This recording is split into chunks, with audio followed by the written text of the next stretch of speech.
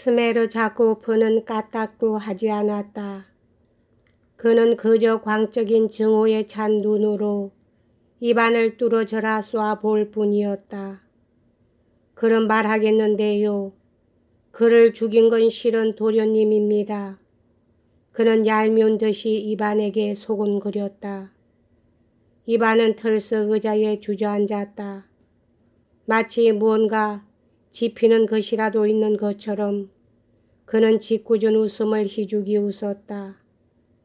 너는 역시 그때 얘기를 하고 있는 거냐? 전번 만났을 때와 같은 얘기를. 그렇습니다. 전번에 나한테 왔을 때도 도련님은 완전히 납득이 갔지 않습니까? 그러니까 지금도 납득이 가겠지요. 내가 미치광이라는 것만은 나도 납득이 간다. 참 어지간하시군요. 이렇게 마주보고 앉아서까지 뭘 그렇게 서로 속여가며 연극을 할 필요가 있습니까? 아니면 여전히 나한테만 죄를 덮어씌울 생각인가요? 도련님이 죽인 거예요. 도련님이 장본인이란 말입니다. 난 도련님의 앞제비에 지나지 않아요. 도련님의 충실한 종복 리사르였지요. 난 도련님 말대로 해치웠으니까요. 해치웠다. 그럼 내가 죽였구나. 이반은 온몸에 찬물을 덮어 쓴 듯이 소름이 쫙 끼쳤다. 무언가 머릿속에서 심한 충격을 받은 듯이 몸뚱이 전체가 와들와들 떨리기 시작했다. 그제서야 스메르자코프도 은근히 놀라면서 그를 바라보았다. 아마 이반의 놀라움이 너무 심한데 놀란 모양이었다. 아니 그럼 정말 아무것도 몰랐단 말입니까?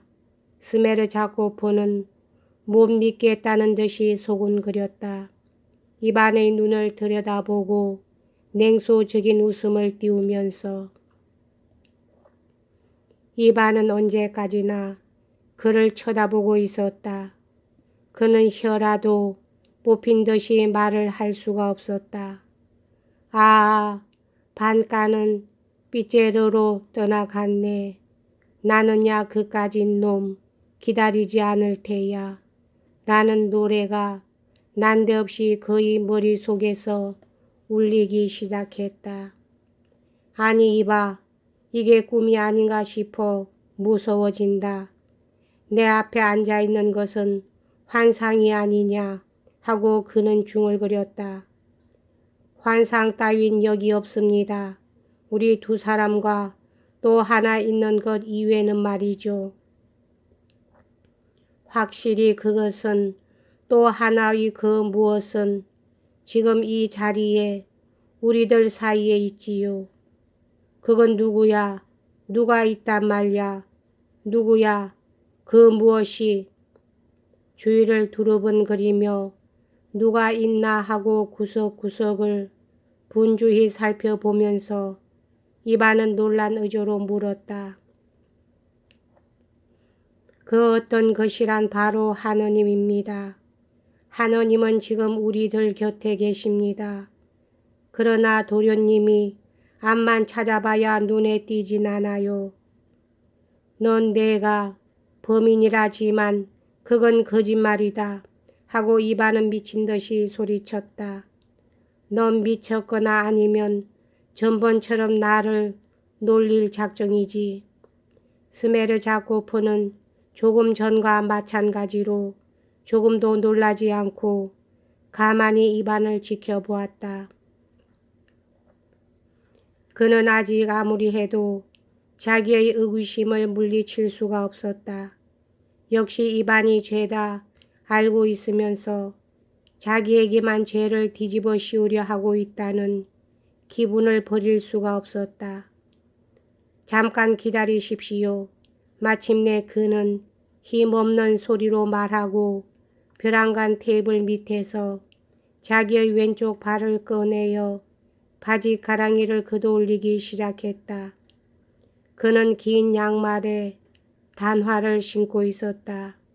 그는 느릿느릿 양말 데님을 풀고 양말 속으로 손가락을 쑤셔 넣었다.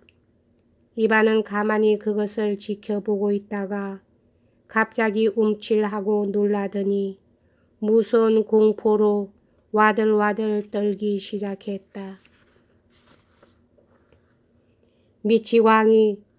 그는 소리치고 벌떡 일어나더니 뒤로 비틀비틀 물러나서 등을 벽에 쿵 하고 부딪히고는 몸을 실처럼 내려 벽에 착 달라붙고 말았다. 그는 미칠 듯한 공포를 느끼면서 스메르자코프를 지켜보았다. 스메르자코프는 이반의 경악은 조금도 개의하지 않고 여전히 양말 속을 뒤적이고 있었다.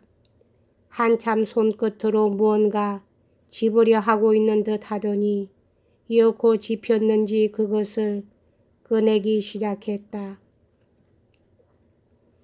이반은 필경 무슨 서류나 종이 뭉치겠지 하고 짐작했다. 스메르자코프가 그것을 꺼내어 테이블 위에 놓았다. 이겁니다 하고 그는 나직하게 말했다. 그게 뭐야? 이반은 몸을 떨면서 물었다. 잘 보십시오. 스메르자코프는 여전히 나직한 소리로 말했다. 이반은 테이블 앞에 한 걸음 다가가서 그 종이 뭉치를 집어 펴보려고 하다가 마치 무서운 독충이라도 만진 듯이 갑자기 손가락을 움츠렸다. 손가락이 떨고 있군요. 경련하고 있군요. 스메르자코프는 이렇게 말하면서 자기가 슬슬 종이 뭉치를 끌었다. 그 안에서 무지갯빛 100루블리짜리 지폐 뭉치가 3개 나타났다. 죄다 여기 있습니다. 세어보나 마나 3000루블리 고스란히 있습니다. 자 받으십시오. 그는 턱으로 돈을 가리키며 이반에게 말했다. 이반은 털썩 의자에 주저앉았다. 얼굴이 백지장처럼 하얗게 질려 있었다. 사람을 놀래주는구나. 그 양말을 가지고 그는 이상한 웃음을 10개 띠면서 말했다. 정말로 여태까지 모르셨단 말입니까? 하고 스메르자코프가 다시 한번 물었다. 정말 몰랐다. 나는 역시 드미트리가 했다고만 생각하고 있었지. 형님, 그는 갑자기 두 손으로 자기 머리를 움켜잡았다. 이봐, 넌 혼자 죽였나? 형님 손을 빌리지 않고 죽였나?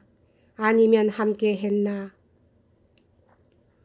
다만 도련님과 함께 했을 뿐입니다. 도련님과 함께 죽였을 뿐이지요. 드미트리 님에게는 아무 죄도 없습니다. 좋아. 내 얘기는 뒤로 돌려다오. 어째서 나는 이렇게 떨리지? 말도 잘 못하겠다. 도련님도 그 무렵엔 대담하셨지요. 무슨 짓을 해도 상관없다. 곧잘 이런 말을 하셨는데 지금은 왜 그렇게 놀라시는지. 스메르자코프는 어이없다는 듯이 중얼거렸다. 레몬수라도 드시겠습니까? 지금 곧 가져오게 하죠. 무척 기분이 상쾌해집니다. 하지만 먼저 이것부터 감춰 놓아야지. 이렇게 말하고 그는 다시 지폐 뭉치를 턱으로 가리켰다. 그는 일어서서 문간으로 가 레몬수를 가져오도록 마리아에게 시키려다가 돈이 그녀의 눈에 띄지 않게 무언가 덮을 것을 찾느라고 먼저 손수건을 꺼냈다. 그러나 오늘도 코를 풀어 손수건이 많이 더러워져 있었으므로 이반이 들어올 때 테이블 위에 놓여있는 것을 본 그 노랗고 두툼한 책을 집어들어 그 위에 덮었다. 그 책 이름은 우리의 거룩한 사부 이사크 시린의 말이라고 적혀 있었다. 이반은 기계적으로 그 표제를 읽었다. 레몬수는 필요 없어 하고 그는 말했다. 내 걱정은 나중에 하고 자리에 앉아 얘기해다오. 어떤 식으로 했나 죄다 남김없이 얘기해다오. 외투나 벗으시죠. 이반은 그제서야 간신히 깨달은 듯이 외투를 벗어 의자에서 일어나지도 않고 벤치 위에 내던졌다. 얘기해다오. 제발 얘기해다오. 그는 약간 침착해진 듯 했다. 그리고 이제는 스메르자코프가 남김없이 말해줄 것으로 믿고 가만히 기다리고 있었다. 어떤 식으로 해치웠나? 그 말씀이죠. 스메르자코프는 휴 한숨을 내쉬었다. 도련님의 그 말씀에 따라서 극히 자연스러운 절차를 밟아서 했습니다. 내 말은 제발 뒤로 돌려다오. 이반은 다시 가로막았으나 완전히 자제력을 되찾은 듯 이제는 아까처럼 소리를 지르지 않고 똑똑한 의조로 중얼거렸다. 어떤 식으로 했는지 상세하게 들려다오. 완전히 순서를 밟아서 무엇 하나 빼먹어도 안 된다.